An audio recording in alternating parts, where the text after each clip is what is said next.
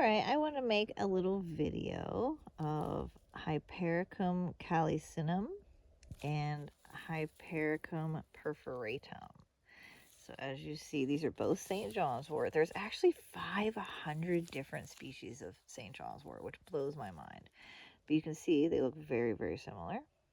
So this is a low-growing one that likes to grow in part shade and more moist areas. And this is the polar opposite, which grows in full sun and the worst soil, dry, terrible soil, usually on the roadsides. You'll see them on roadsides a lot. And so I've done research, and they are supposed to both have the same healing qualities, equal quality in their healing ability, which is as an antidepressant, along with a really good skin healing.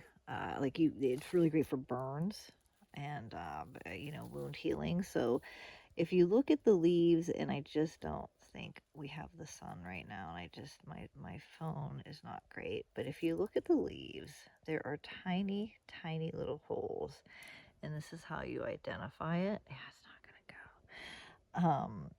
This is how you identify it, is through there's little puncture holes. And so according to the doctrine of signatures, which is when a plant looks like the thing that it heals, or acts like it in some way, the perforation or puncture holes in here actually heals puncture wounds. And in the Civil War and other wartime, they would utilize St. John's wort for bullet holes and stab wounds.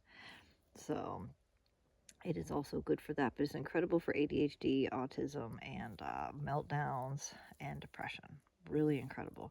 I've been using it for a very long time, and what's incredible about it is that you can only make it fresh. So if you buy it in the store in a capsule, that is not going to work.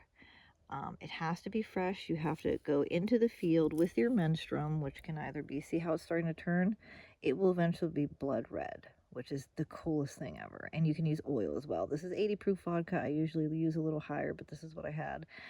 And obviously it's working. I just did this about a half an hour ago. And it's so easy to make your own antidepressant, ADHD, autism, relief medicine. It is incredible. And so what's amazing is that it then becomes a flower essence, not just a tincture. I also recommend, which a flower essence will get to the bottom and the root of your trauma. And if you take it every day, a few times a day, it is curative. And I can vouch for this because it has cured me of many issues that I no longer have, because I took this for now years, you know what I mean? And I don't need to take it anymore. You can take it on occasions when you're all fluffed out and you don't know what the heck to do. It's good for that, but you really should take it every day to have more curative effects. I cannot recommend this medicine enough. I like to use, so you use the leaves, not the stems, but the leaves, the blooming flowers, and I have been making this for a very long time, and I also use the buds and the spent flowers. I like the sympathetic magic of using the full cycle, the bud, the bloom, the seed, because you are trying to complete a cycle by healing these wounds. So I highly recommend doing it that way. You don't just have to pull the blooming flowers off, because sometimes, look, I mean, a lot of these are spent. I didn't get my vodka until a lot of these were spent. You don't have to worry about that. You can use all of the parts, just not the stems or the roots. And then you just put it in your menstruum, whatever that is, for 6 weeks. And I always like to do things longer.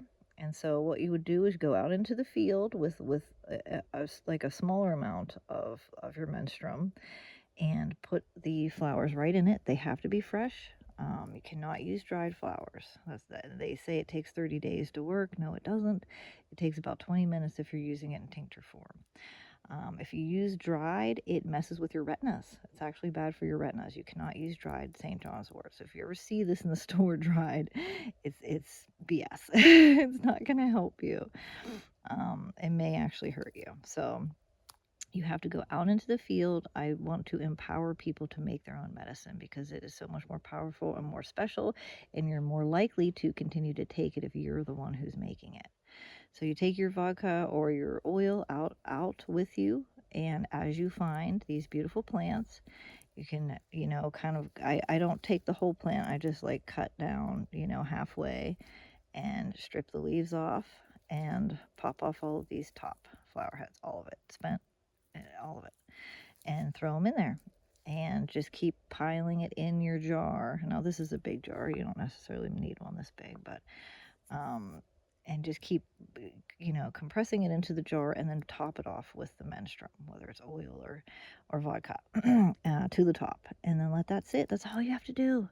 You just put it in there and let it sit for 6 weeks or more. You can do a month if you're really desperate. You'll see the color change, so you'll know, you'll know it's working. It'll go from this lovely pink, it's even getting darker as I've been sitting here, to this incredible blood red.